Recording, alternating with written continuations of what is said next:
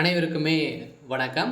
So இந்த வீடியோவில் நம்ம எதை பற்றி பார்க்க போகிறோம் அப்படின்னு பார்த்தீங்கன்னா, ஸோ 2026 திமுக வந்து பார்த்தீங்கன்னா போட்டியிட தடை விதித்த தடை.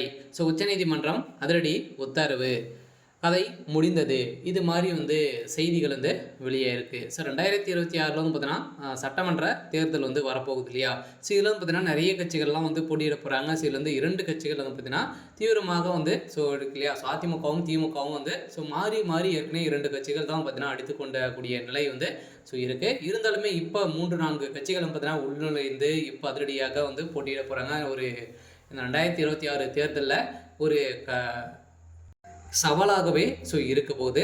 இந்த சவாலின் அடிப்படையில் இப்போ வந்து பார்த்திங்கன்னா அதிரடியாக வந்து 2026 தேர்தலில் யாராச்சும் வந்து பார்த்தீங்கன்னா பணங்கள் வந்து கொடுக்குறாங்க அப்படின்றத கேள்விப்பட்டாலே அந்த கட்சியில் இருக்கக்கூடிய அந்த தொகுதியில் வந்து பார்த்தீங்கன்னா தேர்தல் வந்து நிராகரிக்கப்படும், அந்த கட்சி போட்டியிட முடியாது அப்படின்ற மாதிரி இப்போ உச்சநீதிமன்றம் அதிரடியாக தீர்ப்பு வழங்க போகிறாங்க.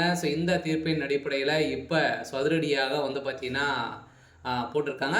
இதன் அடிப்படையில் தான் 2027 திமுகவுக்கு ஒரு மிகப்பெரிய ஐடியாக வந்து இருக்க போகிறாங்க. இதை பற்றி இந்த வீடியோவில் நம்ம முழுமையாக பார்க்கலாம். அதுக்கு முன்னாடி நம்ம சேனலுக்கு வந்து இப்போ தான் நீங்கள் முதல் முறையாக வந்திருக்கீங்க அப்படின்னா மறக்காமல் நம்மளுடைய சேனலை சப்ஸ்கிரைப் பண்ணி சப்போர்ட் பண்ணுங்கள். வாங்க வீடியோக்குள்ளே போகலாம். வந்து பார்த்தீங்கன்னா 2026 தேர்தலில் வந்து பார்த்தீங்கன்னா திமுகவில் வந்து நிறைய 100 கோடிக்கும் மேற்பட்ட 200 கோடிக்கும் பார்த்தீங்கன்னா திமுக வந்து போட்டியிடறதுக்கான செலவுகள் வந்து பண்ணதுக்கான அனைத்து ஏற்பாடுகளும் நடந்திருக்கு. அவங்களோட வந்து செலவு பண்ணவும் முடியும். இருந்தாலுமே இது மாதிரி வந்து கேள்விப்பட்டாலே கண்டுபிடிச்சாலே வந்து பார்த்தீங்கன்னா அதிரடியாக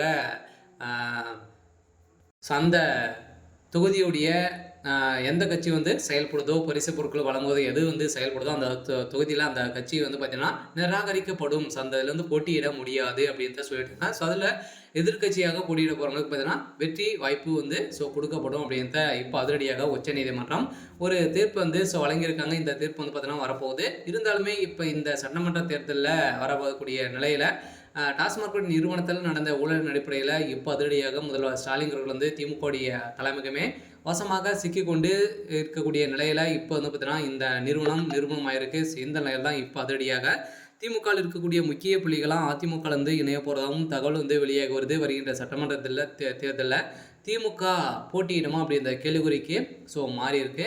இதன் அடிப்படையில் தான் இப்போ அதிரடியாக 2026 திமுகவுக்கு ஒரு மிகப்பெரிய சவாலாகவே இருக்க போகுது. ஏன் அப்படின்னு பார்த்தீங்கன்னா திமுக வருடம் பார்த்தீங்கன்னா நிறைய பணங்களை கொடுத்து வெற்றி பெற்றதாக அறிவிப்பு வந்து வெளியாகி வருது. இருந்தாலுமே இது வந்து பார்த்தீங்கன்னா எந்த ஒரு கண்டுகொள்ளாமல் இருந்த நிலையில் இப்போ அதிரடியாக ஒரு உத்தரவு வந்திருக்கு. இந்த நிலையில் திமுக போட்டியிடுமா அப்படின்றத கேள்விக்குறிக்கு வந்து மாறி இருக்கு.